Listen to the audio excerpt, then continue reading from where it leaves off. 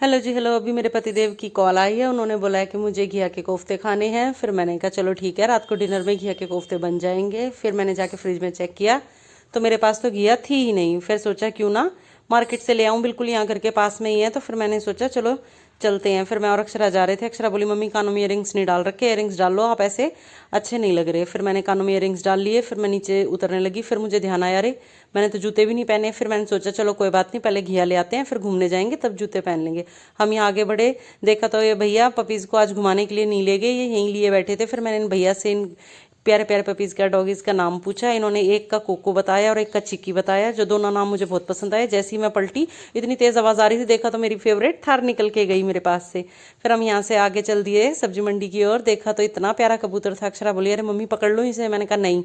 इतना सुनते के साथ वो कबूतर ही फरार हो गया वहां से। फिर मैं हम सामान लेके आ गए। अब हमने डिसाइड करा है कि थोड़ी देर के लिए चलो हम भी पार्क की तरफ चलेंगे, सामान घर पर रख के फिर हम भी घूमने के लिए चल देंगे। वैसे तो हमारे इधर आसपास सारी गलियां ही ऑलमोस्ट गलियों में टूट फूट हो गई है, इसलिए घूमने का मन नहीं करता। लेकिन ये पार्क वाली साइड है, ये अभी बची हुई है। हमारे इधर भी देखो जल्दी हमारे इधर भी ये सारी टूट फूट होएगी सड़क पे, और दोबारा से पाइप वगैरह ये सब डलेंगे। वैसे देखा जाए ना, यहाँ इतनी अच्छी बहुत बढ़िया सड़कें बनाई हुई थी, दिक्कत वाली कोई बात नहीं थी। लेकिन अब ये होगा तो भाई उसमें क्या कर सकते हैं। अब ये देखो कब बनती हैं। अब ये वैसे तो इलेक्शन के बाद ही बनना तय है। अब हम यहाँ से आगे बढ़ रहे हैं।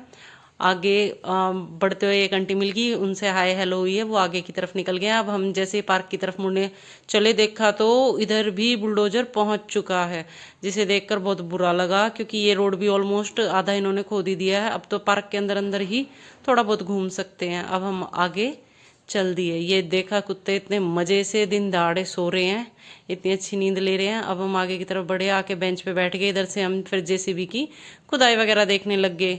फिर अब डिसाइड करा है, इधर जब हम घूम रहे थे तो दो लेडीज बात कर रही थी कि क्यों ना आज घर में चोखा बनाया जाए। तो सुनते ही मेरे मुंह में पानी आ गया। घर आते ही मैंने भी चोखा बनाने की तैयारी कर दी। मैंने पहले कभी बनाया नहीं है, फिर मैंने यूट्यूब से देखा कैसे बनेगा। तो फिर सबसे पहले मैंने 4 प्याज काटे, फिर टमाटर को लेके उनको धो के फिर उनको ब्लेंड कर दिया। अब बच्चे मुझसे पूछ रहे थे कि मम्मी क्या बना रहे हो। मैंने कहा कुछ अलग सा बना रही हूँ, कोफ्तों के अलावा ये चोखा भी बना रही हूँ, जिसको जो पसंद हो वो खा लेना। अब मैंने ये आलू उबाल चुकी थी, फिर ये आलूओं को जल्दी से मैश किया। फिर इसके अंदर मैंने ये प्याज थे कटे हुए वो मिलाए, फिर मैंने पिसे हुए उसके अंदर टमाटर मिला दिए। अब जैसे जैसे उसमें रेसिपी बताई गई थी कि कौन कौन से मसाले डालने हैं, जैसे हींग है, नमक है, मिर्च है, और थोड़ा सा ये चाट मसाला है, ये सब भाई अच्छी तरह इसको हाथों से मिक्स कर देना। और फिर बाद में देखा उसमें कच्चा तेल डालने के लिए बोला गया था।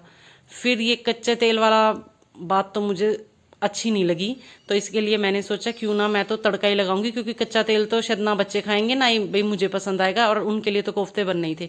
फिर मैंने सबसे पहले थोड़ा सा कढ़ाई में तेल डाला है, ताकि थोड़ा बहुत भाई कच्चापन तो उसका खत्म हो ही जाए। फिर मैंने तो सोचा क्यों ना राई डाल दी जाए, और ये सूखी मेथी रखी थी मेरे पास, भाई ये डाल दी जाए। अब मैंने इसके अंदर राई सूखी मेथी चटका के डाल दी है।